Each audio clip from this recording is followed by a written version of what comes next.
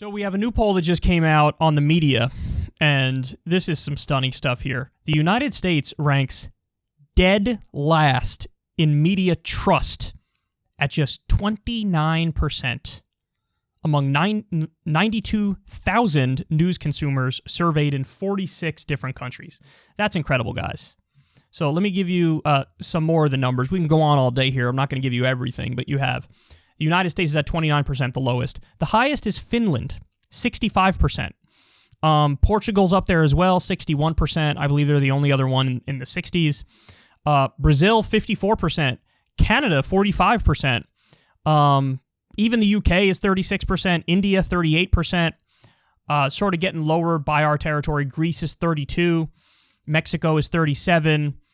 I think the closest one to us was France at 30%. We're at 29% there, 30%. So they go on to, expound more on this, and they say that, generally speaking, the right is more distrusting of the media than the left, although there is also left-wing distrust as well. When they ask people what specific part of the news do they trust the most, this is hilarious. People said, the weather.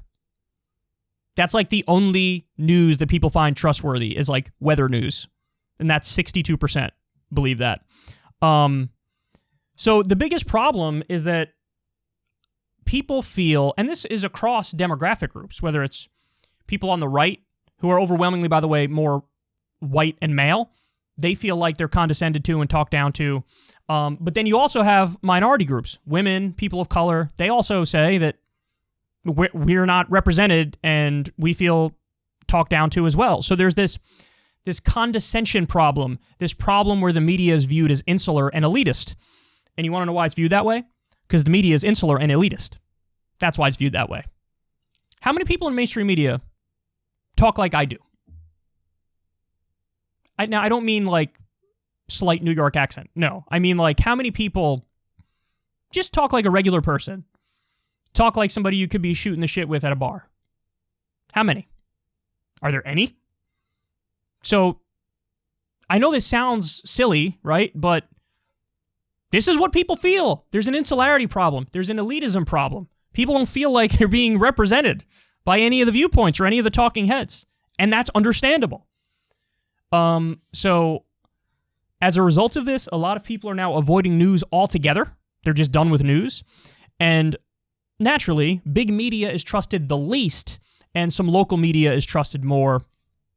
Although I think there's a difference between print and TV, but big media is the least trusted. So, I mean, here we are. 29% trust in the media. And listen, you wonder why. Well, how could you get the rise of somebody like Trump? Well, because the institutions were just as despised, if not more despised than Trump. So anybody who comes up and is sort of an arrogant asshole and just calls bullshit on everything and says everything's dumb and these guys are all liars and frauds, people are like, I mean, that's kind of true, isn't it? I mean, the institutions are shit. They're not representing me. These people are liars. These people are frauds. Now, it just, of course, happened to be the case that Trump was a liar and a fraud as well, but he duped a lot of people. And there's a lot of blame to go around. You could blame people have agency and they make their own decisions. So yes, you blame them as individuals, but you also got to blame the system that created the ripe scenario for a con man like Trump to exploit it. And you should. I mean, when your so-called fact checks are gratuitous or asinine or dumb or on issues that shouldn't be on, when you're hypercritical in ways you perhaps shouldn't be, and you don't talk about the substantive stuff, people just tune you out or they dislike you. And there is a sense of like, this elite media club, they just love the smell of their own farts. And they love being part of the group, but nobody fucking likes the group. Nobody likes you guys, man. CNN and MSNBC have hideous ratings. Fox News is a slightly different scenario. Their audience is older. Their audience are more generally TV watchers anyway, whereas younger people are more online. But they're all part of their own club, whether it's the Republican club or the Democratic club or the establishment club overall. And people feel like it's all bullshit. And I'm telling you, media is an area where people fail up all the time. Look at the number of people who are on TV today who were for the Iraq War. Almost all of them who were for the Iraq War are still on. The one who was against it, Phil Donahue, is off the air. He was kicked off the air. You know, when you look at, for example, CNBC, the financial news, which is supposed to be more serious, if you look at the lead up to the Great Recession, they had the CEOs on of the companies that were imploding and going bankrupt, and the CEOs were like, everything's fine, don't worry, keep giving us your money. This is what they do. This is what they do. They're just a network to rep the interests of the billionaires and the corporations. That's it. They're not giving news and information. They're doing propaganda. MSNBC does propaganda for the Democratic establishment. Fox News does it for the Republican establishment. CNBC does it for the financial elites. They all do it for the establishment writ large.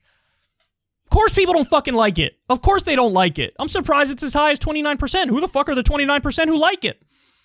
You know? So, and the problem is, on the right at least, the problem is, they know the media is full of shit, but then they turn to people who are even bigger liars and bigger charlatans, like Newsmax and One American News Network. You know? So it's like, the problem breeds an even bigger problem. God damn it. I mean, again, it's really sad that you guys feel like you have to come to an idiot loudmouth YouTuber like myself to get anything remotely resembling honesty and truth. That's not to say that this show is great. It's to say they're so bad that people are like, I don't know, that YouTuber who makes fart noises with his mouth seems like he's honest and he tells the truth about shit. Oh, is that where we are as a nation? The answer is yes. That's where we are as a nation. And this stuff needs to change, man. And it needs to change now.